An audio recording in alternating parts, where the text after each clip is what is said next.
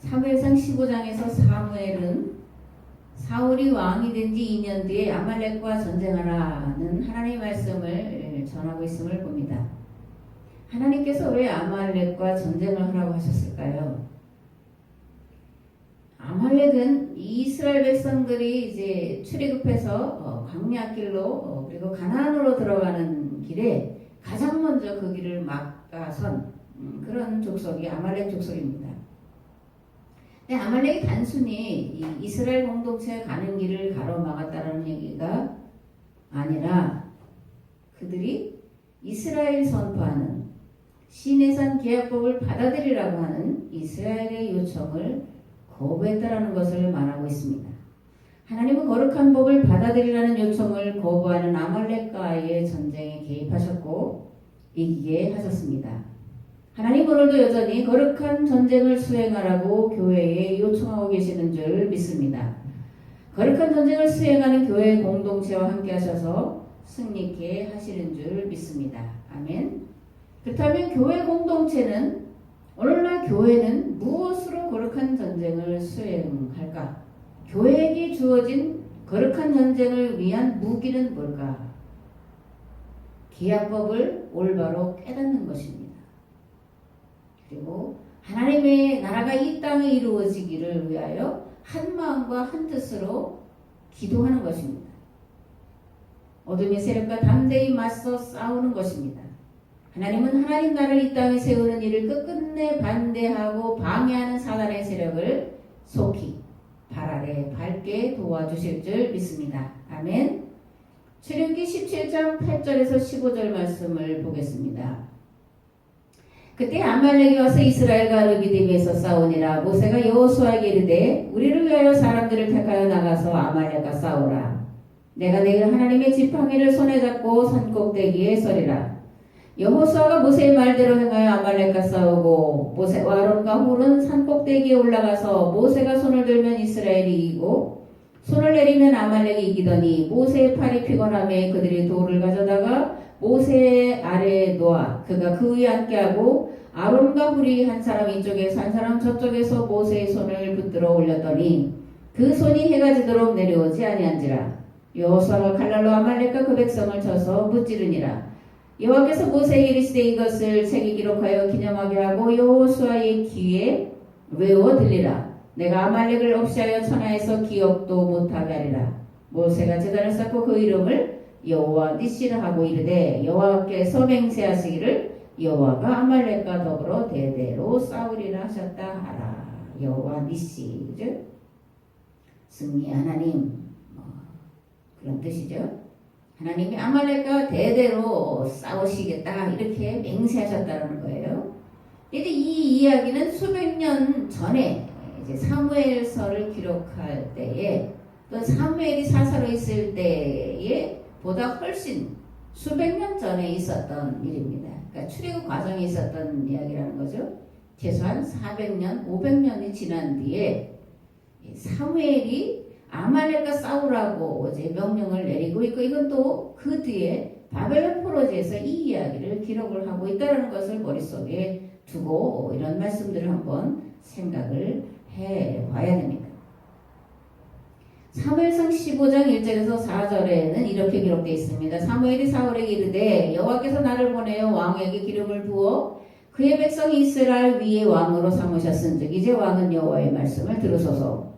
만군의 여호와께서 이같이 말씀하시기를 아말렉이 이스라엘에게 행한 일 곧 애굽에서 나올 때에 길에서 대적한 일로 내가 그들을 벌하노니 지금 가서 아말렉을 쳐서 그들의 모든 소유를 남기지 말고 진멸하되 남녀와 소아와 젖먹나이와 우양과 낙타와 나귀를 죽이라 하셨나이다 하니 사울이 아말렉 성에 이르러 골짜기에 복병시키니라.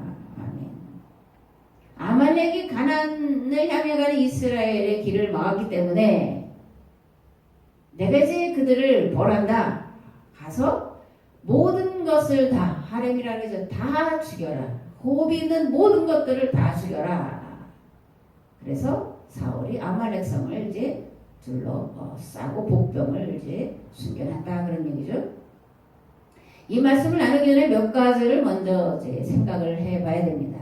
아말렉은 어떤 족속일까? 왕이 되기 전에 사울은 어떤 자였을까? 사무엘이 구성한 나라는 어떤 나라였을까?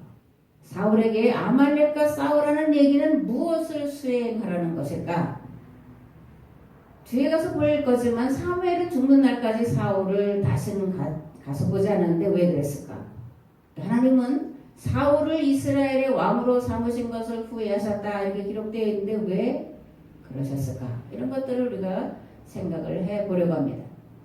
첫 번째로 아말렉 족속이 누구냐 그러면 아말렉은 에서 또는 에돔 그렇게 말하죠. 에서의 후손이에요.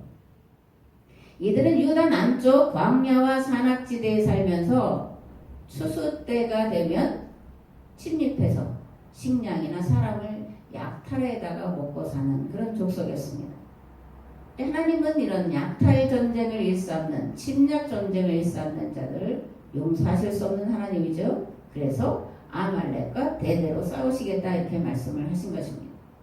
하나님이 이스라엘을 가나안 땅에 들여보내시면서 사명을 주셨습니다. 그 사명이 뭐냐면 가나안 지역을 다스리던 왕들이 일삼던 약탈과 침략 전쟁을 끝내고 모두가 자유하고 평등하고 행복한 삶을 사는 나라, 즉 거룩한 나라를 만들라. 이것이 이스라엘 계약 공동체와 맺은 하나님의 계약이었습니다. 이스라엘이 가나안 땅에 들어가 세울 나라는 거룩한 나라였다는 거죠. 근데 거룩한 나라가 뭐냐? 초월적인 어떤 영적인 그런 것이 아니라 성경이 말하는 거룩은 평등이에요. 또한 가난한 자, 즉 고아와 과부와 나그네들이 생명의 두려움을 느끼지 않고 자신들의 삶을 자유롭게 꾸려갈 수 있도록 돕는 것을 말하는데 이런 것이 실현된 것을 희년, 거룩한 나라다 이렇게 성경은 말하고 있음을 우리가 분명히 알아두어야 됩니다. 그런데 블레셋과 아말렉, 그래서 구약에 종종 등장하는 블레셋과 아말렉은 이스라엘과 적대 관계에 있었던 나라들인데 이들은 군사와 무력으로 주변 나라들을 억압하고 착취하고 탈취하는 것으로 살아가던 자들의 대명사였습니다. 우리가 이제 그 에스더서에 보면 이 아말렉 족속이 다시 등장하는데 아각 사람 하만이 등장해요. 근데 여기 아각 사람이라는 건 아말렉 후손이다. 이들은 계속해서 페르시아가 세상을 지배할 때도 여전히 침략하고 그리고 유대인들을 죽이고자 하는데 앞장섰던 그런 족속인 것을 볼 수가 있습니다. 두 번째로 사무엘이 구성한 나라는 어떤 나라였을까? 신정과 왕정의 부족한 부분을 보완하는 절충안을 사무엘이 이제 찾아냈죠. 그래서 이제 사무엘이 내놓은 절충안은 뭐냐면 일시적인 전쟁이 일어날 때마다 등장하는 그런 군사 지도자가 아니라 상시적인 군사 지도자를 세우는 것을 사무엘이 구상을 했습니다. 사무엘이 왜 이런 제도를 생각해냈냐 하면 제사장들이 자신들의 역할을 이스라엘 백성들 하나님의 말씀으로 계약법으로 교육시켜서 거룩한 나라를 만들어 주변 나라들을 거룩한 나라에 들어오게 해서 전쟁을 없애는 평화로운 하나님 나라를 만들라고 한 건데 제사장들이 자기들의 역할을 단순히 제사를 집례하는 것으로 국한시켰다는 거예요. 그래서 국가 지도자로서의 사명을 감당해내지 못했기 때문에 사무엘이 이런 제도를 만들어내고 있는 것을 볼 수가 있습니다. 고난의 의미를 제사장들이 바르게 가르쳤어야 되는데 300년이 다 되도록 이스라엘 백성들은 왜 고난을 당하는지 모르고 계속해서 고난을 당하다 보니까 지쳤고 왕을 구하게 된 거죠. 이런 문제를 해결하려고 사무엘이 하나님 앞에서 오랜 시간 고민하며 해결책을 찾은 건데 상시 사사제도였다라는 것입니다. 세 번째로 왕이 되기 전에 사울은 어떤 사람이었을까? 사무엘상 9장에서 사울은 잃어버린 당나귀를 찾는 모습으로 등장을 하죠. 사울은 에브라임 산지뿐만 아니라 베냐민 지역 숲 땅에 이르기까지 잃어버린 당나귀를 찾으려고 온 정의를 헤매고 있음을 보게 됩니다. 그러다가 숲 땅에 들어갔는데 아버지가 도리어 당나귀보다 나를 걱정하겠다 그래서 돌아가려고 그랬더니 같이 간 그 사람 중에 하나가 이 숲당에 이 선견자가 있습니다. 그 선견자에 가서 물어보면 당나귀가 어디 있는지 알려줄 겁니다. 그래서 이제 찾아갔는데 그 선견자가 누구예요? 사무엘이에요. 그러니까 이 사울은 자기에게 주어진 일에 최선을 다하는 자로 성경에서 등장합니다. 여기서 이제 숲이라는 지역은 라마다 소임 또는 라마라고 말하는데 사무엘의 고향이에요. 그러니까 잃어버린 당나귀를 찾다가 사무엘의 고향까지 가서 사무엘을 만나는 하나님의 역사가 이렇게 쭉 이어지는 것을 볼 수가 있습니다. 사울은 겸손한 자였습니다. 그러니까 자기에게 주어진 일에 최선을 다하는 자였고 겸손한 자였다 그거예요. 사무엘상 15장에서 사무엘은 이렇게 말합니다. 왕이 스스로 작게 여길 그때에 이스라엘 지파의 머리가 되지 아니하셨습니까? 물론 책망하는 말로 하는 건데 이것으로 볼 때 사무엘은 겸손한 자였다. 자기의 잘남을 드러내는 것이 아니라 자기를 낮추는 자였다. 그렇게 볼 수가 있습니다. 사무엘상 10장에 보면 사무엘이 왕을 구하는 백성들을 모아놓고 제비뽑기를 시키죠. 그랬더니 이제 베냐민 지파의 기스의 아들 사울이 뽑혔다. 근데 이 사울은 자기가 뽑아놓고도 마차 뒤에 이제 숨습니다. 그래서 사무엘이 마차 뒤에 숨어있는 사울을 이끌어다가 이 사람이 하나님께서 허락하신 왕이다 이렇게 소개를 합니다. 그런데 모든 사람들이 사울이 왕이 된 걸 좋아하는 게 아니에요. 조롱하는 사람도 있었고 싫어하는 자들도 있었는데 사울이 아무런 대꾸도 하지 않습니다. 그리고 한 달 정도 집에 돌아가서 평상시에 일을 하고 있었는데 이제 암몬 족속이 길르앗을 침략을 해 들어오죠. 그랬더니 하나님께서 이 사울에게 하나님의 영을 보내셔서 길르앗 사람들을 구하게 됩니다. 그래서 이제 이스라엘 백성들이 이제 이렇게 사울에게 말하는 거예요. 이전에 당신이 왕이 되는 것을 싫어한 자들이 있었는데 그들을 우리에게 넘겨주세요. 그럼 우리가 죽이겠습니다. 그러니까 사울이 뭐라고 해요? 오늘은 누구도 죽일 수 없다. 이스라엘 백성이 몰살당하게 된 것을 여호와께서 개입하셔서 살려줄 수 있는 날이기 때문이다. 원수를 받지 않았다. 사울의 모습을 우리가 여기서 겸손한 모습을 볼 수가 있습니다. 네 번째로 사무엘은 사울을 왕으로서 교육을 시켰는데 무엇을 가지고 경험을 시켰을까? 자기를 찾아온 사울이 성령의 감동을 받게 돼요. 그래서 이제 사무엘을 만나고 내려오면서 사울이 이제 성령의 감동돼서 예언하는 그런 것을 우리가 볼 수가 있습니다. 두 번째로 왕으로 뽑혔지만 기다리게 해요. 한 달 동안 그냥 자기 집에 가서 평상시에 일을 하게 합니다. 그리고 나서 한 달 뒤에 이제 나하스가 암몬 왕 나하스가 길랏 야베스를 침략했을 때 앞에도 말한 것처럼 성령님께서 사울을 감동시키셔서 나가서 승리하게 합니다. 그러자 이제 사무엘이 이제 고별 설교를 하고 사울에게 이스라엘을 이제 다스리도록 그렇게 맡기는 것을 볼 수가 있습니다.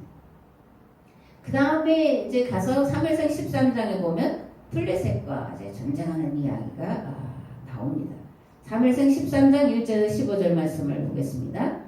사울이 왕이 될 때의 나이 40세라. 그가 이스라엘 다스린 지 2년에 이스라엘 사람 3,000명을 택하여 그 중에서 2,000명은 자기와 함께 믹마스와 베델살에 있게 하고 1,000명은 요나단과 함께 베냐민 기브아에 있게 하고 남은 백성은 각기 장막으로 보내니라. 요나단이 게바에 있는 블레셋 사람의 수비대를 치매 블레셋 사람이 이를 들은지라. 사울이 온 땅에 나팔을 불어 이르되 히브리 사람들은 들으라니 온 이스라엘이 사울이 블레셋 사람들의 수비대를 치는 것과 이스라엘이 블레셋 사람들의 미움을 받게 되었다함을 듣고 그 백성이 길갈로 모여 사울을 따르니라. 블레셋 사람들이 이스라엘과 싸우려고 모였는데 병거가 3만이요 마병이 6,000명이요 백성은 해변에 모래같이 많더라. 그들이 올라와 베다의 동쪽 믹마스의 진침에 이스라엘 사람들이 위급함을 보고 절박하여 불과 수풀과 바위 틈과 은밀한 곳과 웅덩이에 숨으며 어떤 히브리 사람들이 요단을 건너 각각 길랏 땅으로 가되 사울은 아직 길갈에 있고 그를 따른 모든 백성은 떨더라. 사울은 사무엘이 정한 기한대로 이래 동안을 기다렸으나 사무엘이 길갈로 오지 아니하매 백성이 사울에게서 흩어지는지라. 사울이 이르되 번제와 화목제물을 이리로 가져오라 하여 번제를 드렸더니 번제 드리기를 마치자 사무엘이 온지라. 사울이 나가 맞으며 문안하매 사무엘이 이르되 왕이 행하신 것이 무엇이냐 하니 사울이 이르되 백성은 내게서 흩어지고 당신은 정한 날에 오지 아니하고 블레셋 사람은 믹마스에 보였음을 내가 보았으므로 이에 내가 이르기를 블레셋 사람들이 나를 치러 길갈로 내려오겠거늘 내가 여호와께 은혜를 간구하지 못하였다 하고 부득이하여 번제를 드렸나이다 하니라. 사무엘이 사울에게 이르되 왕이 망령 때에 행하였도다. 왕이 하나님 여호와께서 왕에게 내리신 명령을 지키지 아니하였도다. 그리하였더라면 여호와께서 이스라엘 위에 왕의 나라를 영원히 세우셨을 것이거늘 지금은 왕의 나라가 길지 못할 것이라. 여호와께서 왕에게 명령하신 바를 왕이 지키지 아니하였으므로 여호와께서 그의 마음에 맞는 사람을 구하여 여호와께서 그를 그의 백성의 지도자로 삼으셨느니라고. 사무엘이 일어나 길갈에서 떠나 베냐민 기브아로 올라가니라. 아멘. 사울이 블레셋과의 전쟁에서 사무엘을 기다리다가 오지 않으니까 자기가 제사를 드렸다. 그죠? 그럼 사울은 왜 제사장이 해야 할 일을 했을까? 블레셋의 군대를 보고 이스라엘 백성들이 두려워서 도망가고 숨어버리고 자기 밑에 600명밖에 남지 않았기 때문에 그러는 거예요. 또 다른 이유는 언제까지 오겠다고 약속한 사무엘이 도착을 하지 않자 백성들은 떠나가고 두렵고 그런 마음 때문에 이제 제사장이 사무엘이 해야 될 일을 사울이 행하고 있음을 봅니다. 그러면 사무엘은 왜 약속을 해놓고 약속된 시간에 안 왔을까? 왜 약속을 사무엘이 어겼을까? 사울로 하여금 여호와의 전쟁을 온전히 경험하게 하기 위한 사무엘의 계획이었습니다.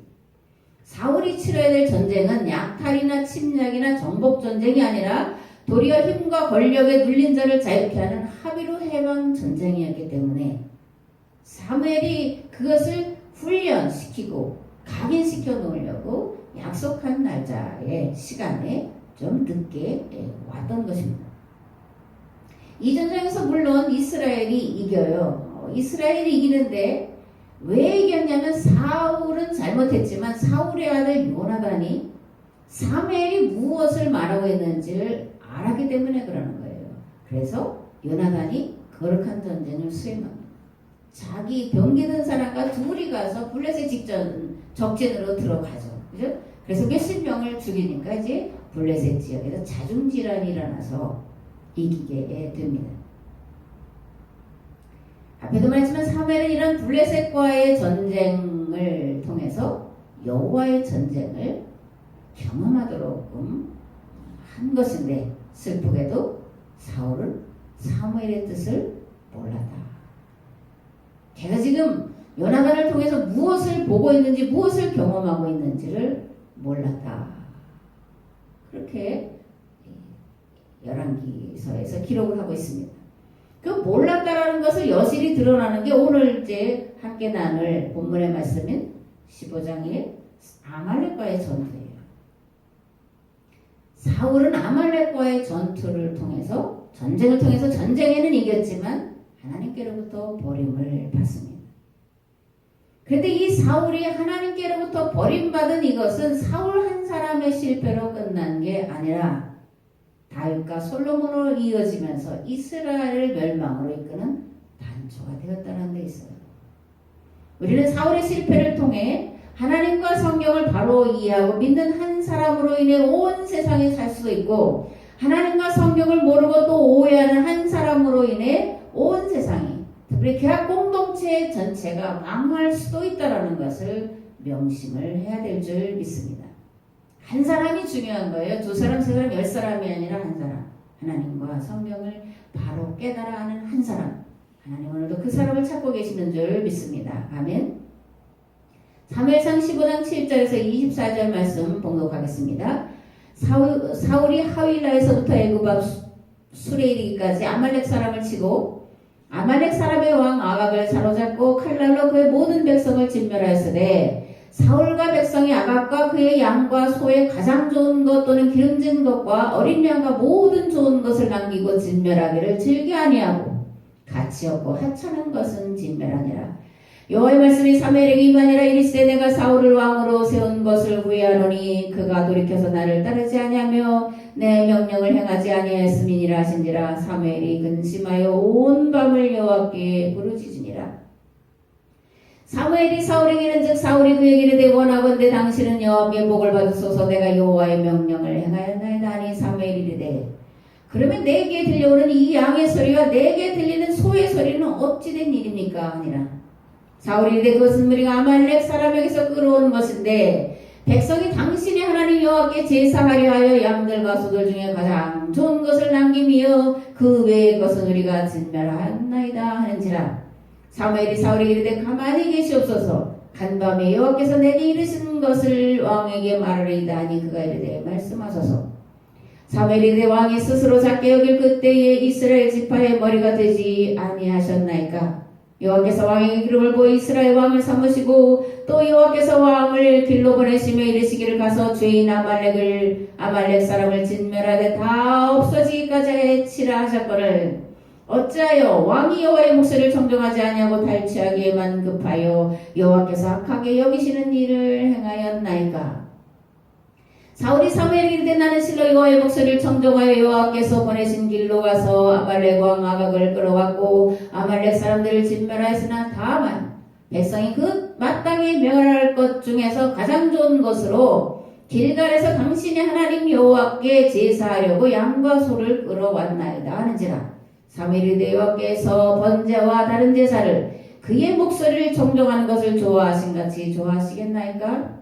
순종이 제사보다 낫고 듣는 것이 양의 기름보다 나으니 이는 거역하는 것은 점치는 죄와 같고 완고한 것은 사신 우상에게 절하는 죄와 같음이라. 왕이 여호와의 말씀을 버렸으므로 여호와께서도 왕을 버려 왕이 되지 못하게 하셨나이다 하니 사울이 사무엘에게 이르되 내가 죄를 범하였나이다. 내가 여호와의 명령과 당신의 말씀을 어긴 것은 내가 백성을 두려워하여 그들의 말을 충정하였음이니이다.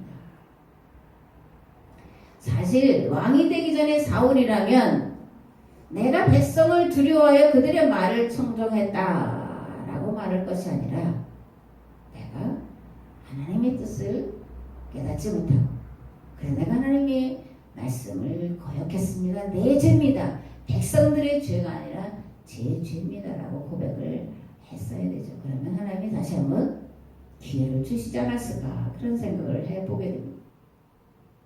하나님을 예배한다라는 게 뭐예요? 하나님의 말씀에 순종한다라는 것이 무엇입니까? 사무엘은 사울에게 이렇게 말합니다. 여호와께서 번제와 다른 제사를 그의 목소리를 청정하는 것을 좋아하신 같이 좋아하시겠습니까? 아니라는 거예요. 하나님은 번제와 다른 제사를 기뻐하는 게 아니라 하나님의 말씀을 귀 기울여 듣는 것을 기뻐하신다는 거예요. 순종이 제사보다 낫고 듣는 것이 양의 기름보다 나으니 하나님의 말씀을 듣지 않는 것은 하나님의 말씀을 거역하는 것은 점치는 것과 같고 죽은 신에게 거짓 신에게 우상에게 절하는 우상 숭배와 같다 이렇게 질타합니다. 왕이 여호와의 말씀을 버렸으므로 여호와께서도 왕을 버려 왕이 되지 못하게 하셨습니다. 순종이 뭐예요? 하나님을 예배하는 게 뭡니까? 호세아는 이렇게 말합니다. 나는 이내를 원하고 제사를 원치 아니하며 번제보다 하나님을 아는 것을 원한다. 이게 하나님의 본뜻이에요. 하나님은 자비를 베푸는 걸 원해요. 하나님은 고아와 과부와 나그네가 그 땅에서 자유롭게 자기 집을 자기의 삶을 평화롭게 지켜내기를 그렇게 하도록 돕는 것을 세우는 것을 원하시지 많은 재물을 갖다 하나님께 드리는 것을 결코 기뻐하시지 않는다는 겁니다. 순종은 하나님의 뜻을 따르는 거예요. 그렇다면 우리가 따라갈 하나님의 뜻은 무엇이겠습니까? 이스라엘에게는 거룩한 나라를 만들라는 것이었고 그들이 실패하자 이제 세계와 공동체의 교회를 세우셔서 이 땅에 하나님 나라를 만들라 하신 것이고 우리는 그 말씀을 순종하는 거예요. 하나님은 제사를 원하시는 분이 아니십니다. 하나님 도리어 긍휼히 여기고 측은히 여기는 마음으로 가난한 자 곧 고아와 과부와 나그네를 도와 그들의 삶을 회복시켜주는 것을 원하시는 여호와 하나님이신 줄 믿으시기 바랍니다. 아멘. 왕정기 이스라엘은 하나님의 법, 즉 기약법에서 떠나 바알과 아세라를 섬겼습니다. 바알과 아세라를 섬겼다, 바알의 길로 갔다. 그게 무슨 뜻일까요? 성전에서 제사로 하나님을 예배한다고 했던 그런 행위입니다. 주변 나라를 약탈하고 침략하고 정복하는 것을 말해요. 그리고 세습 왕정의 길로 가는 것을 말합니다. 한 가지 우리가 짚고 넘어가야 될 것이 있습니다. 솔로몬이 기브온 산당에서 왕이 된 다음에 1000번제를 드리죠. 하나님 보시기에 그것이 좋았을까? 옳은 것이었을까? 아니면 하나님 보시기에 악한 것이었을까? 열왕기상 3장에 보면 이렇게 기록이 되어 있습니다. 이에 왕이 제사하러 기브온으로 가니 거기는 산당이 큼이라. 솔로몬이 그 제단에 1000번제를 드렸더니 기브온에서 밤에 여호와께서 솔로몬의 꿈에 나타나시니라. 하나님이 이르시되 내가 네게 무엇을 줄고 너는 구하라. 솔로몬이 깨어보니 뭐였더라? 꿈이더라. 솔로몬이 왕으로 등극한 뒤에 기브온 산당에 가서 이방신전에 가서 1000마리나 되는 짐승을 다 잡아서 불태워 버렸다라는 얘기예요. 그래, 하나님께 1000번제를 드렸다, 하나님 받으셨다, 이렇게 이해를 하지만 1000마리의 짐승을 다 태워서 없애버렸다. 그것도 이방신전에 가서. 사무엘상 15장 22절에 이렇게 되어 있습니다. 좀 전에 말씀드렸지만 여호와께서 번제와 다른 제사를 그의 목소리를 청종하는 것을 좋아하신 같이 좋아하시겠나이까? 순종이 제사보다 낫고 듣는 것이 순양의 기름보다 나으니 이는 거역하는 것은 점치는 죄와 같고 완고한 것은 사신 우상에게 절하는 죄와 같음이라. 왕이 여호와의 말씀을 버렸으므로 여호와께서도 왕을 버려 왕이 되지 못하게 하셨나이다. 아말렉과 싸워서 이긴 다음에 가장 좋은 것들을 가져왔어요. 이유는 뭐야? 하나님 앞에 좋은 것으로 제사를 드리겠다라는 걸 이유로 내버렸는데 하나님 뭐라 그래요? 너가 나를 버렸다. 그래서 나도 너를 버려 왕이 되지 못하게 할 거다. 이렇게 말씀을 하신 거예요. 이 말씀을 사무엘상 3장에 좀 전에 읽은 것과 연결을 해보는데 이 연결하는 문장이 뭐냐면 솔로몬이 깨어보니 꿈이더라. 1장 춘몽이더라. 그런 겁니다. 열왕기상 3장 6절부터 이제 솔로몬의 꿈 이야기가 길게 기록이 되어 있어요. 솔로몬이 1000번제를 하나님께 드렸더니 드리고 나서 이제 잠이 들었더니 하나님께 내가 너에게 뭘 주랴? 원하는 것을 구하라. 그랬더니 지혜와 지식을 구했다. 그랬더니 구하자는 장수도 영광도 후손도 여러 가지 복을 주셨다. 그렇게 문자대로는 기록이 되어 있습니다. 그러면 이게 하나님께 1000마리의 짐승을 태워 바쳤더니 하나님께서 기뻐하셔서 솔로몬이 구한 모든 것 그거에 더해서 넘치도록 주셨다. 그렇게 해석하는 게 맞을까요?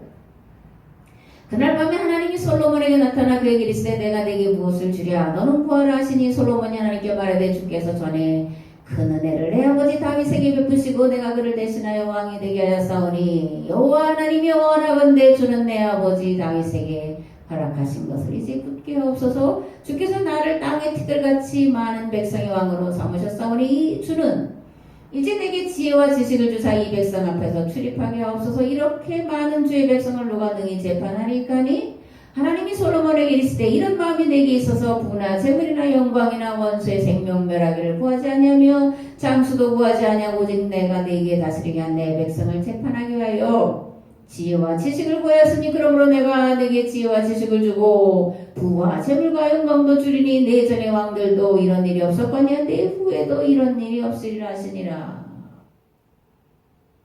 아멘인가요? 솔로몬이 하나님 앞에 구한 것은 다윗에게 허락한 것을 굳게 해주세요. 다윗이 누렸던 그것을 다 누리게 해주세요. 그 다음에 백성들을 잘 재판하게 해주세요. 백성들을 잘 재판하기 위해서 지혜와 지식을 주세요. 백성들을 재판하는 것은 왕이 할 일이 아니에요. 사무엘이 구상한 나라는 상시 사사가 제도인데 사사가 백성들을 재판하는 일을 하도록 한 게 아니에요. 전쟁이 일어났을 때에 나가서 앞서서 싸우라고 하는 거예요. 주변 나라들이 전쟁을 일으키지 못하도록끔 나라를 잘 다스리라고 왕을 세운 거지 재판하라고 한 게 아니에요. 재판은 제사장들이 하는 거예요. 근데 지금 솔로몬이 하나님께 구하고 있는 게 뭐예요? 백성들을 재판할 수 있는 지혜와 지식을 달라. 장로들이 해야 되고 그리고 무엇보다 제사장들이 해야 될 일을 자기가 하겠다. 이렇게 하고 나서는 거예요.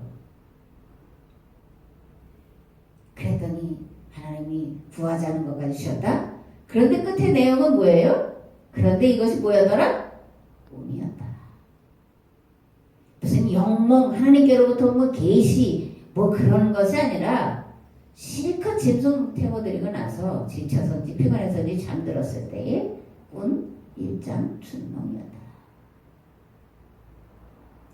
다윗 언약이라고 하는 것도 하나님께로부터 나단이 받은 계시다라고 기록이 되어 있지만 그게 정말 하나님께로부터 받은 거라는 걸 확인할 길이 없어요. 확인할 길이 없고 사실이 아닐 수 있다는 건 뭐냐면 나단의 행적, 그 이후의 나단의 행적, 다윗의 행적, 솔로몬의 행적, 이스라엘이 거둬들인 쓴 열매를 볼 때에 다윗 언약은 하나님께로부터 온 것이 아니라는 것을 우리가 알아야 됩니다. 신명기 예언자들은 나단이 왕의 참모였지 진정한 선지자가 아니었다. 솔로몬이 꾼 꿈은 하나님께로부터 온 것이 아니었다. 라고 열왕기서를 통해서 고발하고 있다는 것을 우리가 읽어내야 됩니다. 상식적으로 생각해서 하나님이 1,000마리나 되는 짐승을 불에 태워 바치는 것을 과연 기뻐하셨겠냐 그거예요. 이방 신전인 산당에 가서 1,000마리 짐승을 불태웠는데 그 짐승은 어디서 났겠냐고요. 백성들에게서 뺏어왔거나 이방 지역에서 뺏어온 거 아니냐고요. 하나님이 가장 싫어하는 게 뭐라 그랬어요? 약탈전쟁이에요. 침략전쟁, 정복전쟁인데 솔로몬이 무엇보다 다윗이 그 일을 행했고 그것을 그대로 이어가겠다. 그렇게 솔로몬이 구했다. 그랬더니 주셨다? 이건 하나님을 모독하는 거예요. 솔로몬 사후에 이스라엘은 어떻게 돼요? 남과 북으로 나뉩니다. 그래서 오랫동안 남과 북이 싸워요. 그 조그만 땅덩어리에서 나눠서서 싸웁니다. 그 결과로 북이스라엘은 BC 720년에 망했고 남유다는 586년에 망하는 거예요. 만약에 나단을 통해서 다윗 언약이 하나님께로부터 온 거다. 그게 맞는 거였다면, 솔로몬의 꿈이 하나님께로부터 온 꿈이었다면, 솔로몬 죽은 다음에 나라가 나누진 않죠. 그리고 남과 북으로 싸우진 않죠. 이렇게 앞서거니 뒤서거니 철저히 망하지는 않을 거예요. 결과를 볼 때에 나단의 계약이든 나단이 다윗의 계약이라고 했던 것이든 솔로몬의 꿈은 다 거짓이었다. 지어낸 거였다. 라고 우리가 읽어내야 됩니다.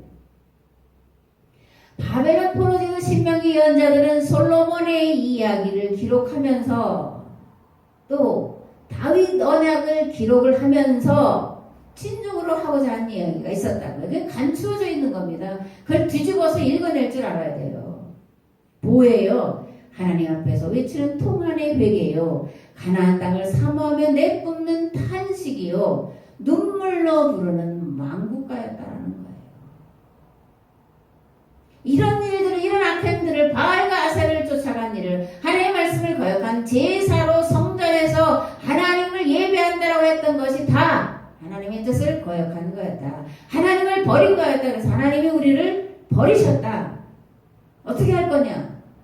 그걸 말하고자 열왕기서를 기록하고 사무엘기를 기록했다는 것을 우리가 반드시 그리고 속히 읽어내야 됩니다. 사무엘상 15장 34절에서 35절에 보면 이에 사무엘은 라마로 가고 사울은 기브와 자기의 집으로 올라가니라. 사무엘이 죽는 날까지 사울을 다시 가서 보지 아니하였으니 이는 그가 사울을 위하여 슬퍼하며 여호와께서는 사울을 이스라엘 왕으로 삼으신 것을 후회하셨더라. 사울은 아말렉과의 전쟁에서 이기고도 하나님께 버림받았습니다. 사무엘이라는 결과를 받아들이고 일평생 사울을 생각하고 이스라엘의 앞날을 생각하며 가슴 아파 견디지 못하고 슬퍼하고 있었다는 거예요. 하나님이 싫어하시는 건 몇 가지가 있습니다. 첫째, 차등과 차별이에요. 둘째로 약탈과 침략, 전쟁, 정복 전쟁을 일삼는 거예요. 셋째로 성전에서 제사로 하나님을 섬기겠다고 하는 거예요. 누가 성전문을 좀 닫아버렸으면 좋겠다. 오늘날 교회들, 세계 교회들 하나요? 누가 교회들을 좀 문을 닫았으면 좋겠다. 라고 들어야 되지 않겠어요? 한국뿐만이 아니라 전 세계가 기독교인들을 싫어, 문을 닫게 하고 하는 그런 것을 보면서 오늘 우리가 이 말씀들을 읽으며 정말 가슴을 치며 회개하며 하나님 앞에 엎드려야 된다 그렇게 생각합니다. 이런 것들은 하나님이 원하시는 게 아니에요. 거룩한 나라 하나님의 나라를 세우는 게 아니에요. 정반대의 길, 하나님을 거역하는 것이고 우상 숭배하는 것이고 바알과 아세라의 길을 따라가는 거라는 걸 분명하게 기억을 해야 됩니다. 우리가 믿는 하나님의 이름은 여호와예요. 불쌍한 이들을 한없이 측은히 여기며 가난한 이들을 바라보면 가슴 아파 견디지 못하는 하나님이다. 오직 안에서는 화를 내지 않고 한결같은 사랑으로 사랑하고 진실이 흘러넘치는 하나님이다. 나는 여호와다. 나는 불쌍한 이들을 한없이 측은히 여기며 가난한 이들을 바라보면 가슴 아파 견디지 못한다. 나는 한결같은 사랑으로 사랑하고 진실이 흘러넘치는 하나님이다. 오직 안에서는 화를 내지 않는다. 돌아와라. 돌아오기를 기뻐한다. 언제든지 돌아오면 받아준다. 내가 여호와다. 하나님 그렇게 우리에게 말씀하고 계신 음성을 들어야 될 줄 믿습니다. 사울은 하나님이 가장 싫어하시는 것들을 행하고 있습니다. 한 번이 아니라 왕으로 세움받은 2년 동안 서서히 시내산 기합법 정신을 떠나고 있었습니다. 사무엘상 13장에서 사울이 왕이 되어 치른 첫 번째 전쟁, 블레셋과의 전쟁 앞에서 말씀드렸죠. 이제 사울은 사무엘이 해야 될, 제사장이 해야 될 일을 자신이 하고 있습니다. 사무엘상 15장에서는 아말렉과의 전투에서 하나님이 진멸하라고 하는 것을, 좋은 것을 남겨놔요. 아각 왕, 아말렉 왕 아각은 침략과 약탈과 정복 전쟁의 대명사인데 그를 살려두었다니까요. 죽였어야 될 첫 번째예요. 그걸 살려 좋은 것들 양과 염소를 끌어다 하나님을 제사한다고, 하나님께 좋은 것을 드린다고 끌고 왔어요. 침략 전쟁, 약탈 전쟁, 정복 전쟁의 전형을 사울이 행하고 있는 거예요. 사무엘이 사울에게 아말렉과의 전쟁을 통해 무엇을 수행하라고 했냐면 거룩한 전쟁, 합의로 해방 전쟁을 하라는 것이었는데 안타깝게도 사울은 사무엘의 가르침을 여전히 깨닫지 못하고 있음을 보게 됩니다. 사무엘은 블레셋과의 전쟁을 통해 거룩한 전쟁이 무엇인지 경험하게 했는데도 깨닫지 못하는 사울을 포기하지 못하고 아말렉과의 전투를 다시 한번 하라고 명령을 하는 거예요. 근데 또 실패했어요. 앞에도 말했지만 사울의 실패로 끝난 게 아니에요. 사무엘의 실패이면서 이스라엘의 실패였어요.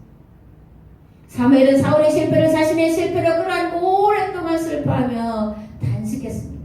사울의 실패를 견딜 수 없어 생전에 다시는 사울을 찾아가 만나지를 않았어요. 너무나 큰 아픔이기 때문에, 너무나 큰 고통이고 슬픔이기 때문에. 보다 못해 하나님이 사무엘에게 이렇게 말씀하십니다. 내가 이미 사울을 버려 이스라엘 왕이 되지 못하게 하였거늘 내가 그를 왜 언제까지 슬퍼하겠느냐. 혹시 한국교회를 향해서 하나님이 말씀하시는 말씀이 아닌지 모르겠습니다. 우리가 믿는 하나님이 낙심하고 절망하고 있을 때 그것으로 찾아오셔서 다시 일어나서 행할 일을 주시는 분이십니다. 오래 참으신 여호와 하나님께서, 긍휼과 자비가 한없으신 여호와 하나님께서 사울을 바라보며 포기할 수 없는 안타까움과 측은히 여기는 마음으로 엎드려 기도하는 사무엘에게 다시 한번 사울 왕에게 기회를 주고자 하는 마음을 주신 것은 그것이 곧 하나님의 마음이었기 때문에 그런 거예요. 오늘도 하나님의 이러한 심정은 변함이 없습니다. 한국교회를 향해서 다시 한번 기회를, 이 시대의 20억이라고 하는 이 기독교인들을 향해서 하나님 다시 한번 마지막 기회를 주시고자 하신다는 것을 우리가 알아야 됩니다. 올바른 신앙의 지도자가 없어서, 하나님의 말씀을 바르게 이해하고 가르치는 지도자가 없어서, 사무엘처럼 이 시대를 바라보며 눈물을 흘리며 일평생 기도하는 자가 없어서, 예레미야처럼 벌거벗고 예루살렘 성을 돌아다니면서 회개하라고 외치는 자가 없어서, 망해가는 이 시대를 바라보면서 하나님은 다시 한번 교회에 기회를 주시기를 원하고 계시고, 그 일을 행할 사람을 보내주시기를 원하고 계시고, 그 일을 할 사람을 찾고 계신다, 그렇게 저는 생각합니다. 여러분의 소원이 무엇입니까? 제 소원은 사무엘과 같은 지도자를 보내달라는 것입니다. 아멘. 이제는 길과 진리와 생명 되신 예수 그리스도의 은혜와 아버지 하나님의 무한하시고 억제하신 사랑하심과 성령님의 감동 교통 역사하시며, 한 달 동안 애쓰고 수고한 것을 하나님께 드리며 예배드리는 성도의 삶 위에, 가정 위에, 이 나라 이 민족의 이 교회 위에 이제부터 영원토록 함께 하옵시기를 간절히 축원하옵나이다. 아멘.